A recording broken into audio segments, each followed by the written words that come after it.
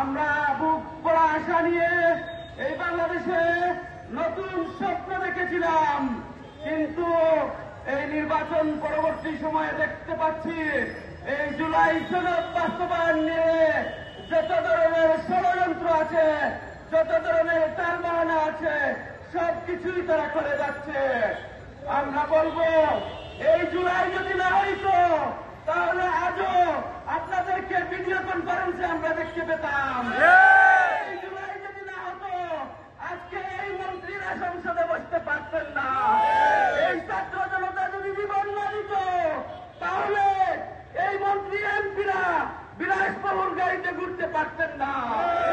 সংগ্রামী উপস্থিতি, আজকে আমাদের শহীদের মায়েরা কান্না করে, রাজুতে শহীদের উত্তর শিবিরে অংশগ্রহণ করে, কিন্তু আমাদের পিএম সিনেমা দেখেন।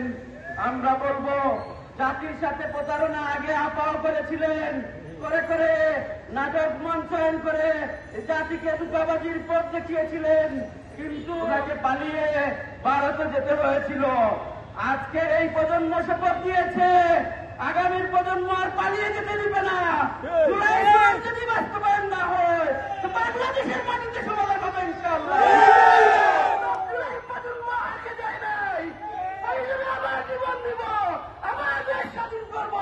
কিন্তু আমাদের শহীদের সাথে আমরা প্রতারণা করতে পারি না। আসুন আমাদের এই জুলাই সনদ বাস্তবায়নে প্রয়োজনে আমরা জীবন দিতে প্রস্তুত হব, কিন্তু আমাদের অধিকার আদায় করেই ছাড়বো ইনশাআল্লাহ। সবাইকে আন্তরিক মুবারকবাদ জানাচ্ছি।